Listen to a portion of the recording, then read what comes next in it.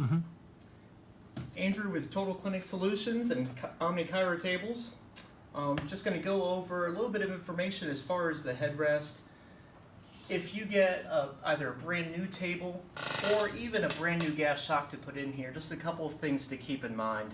That gas shock is going to be a lot stronger than an old gas shock will be.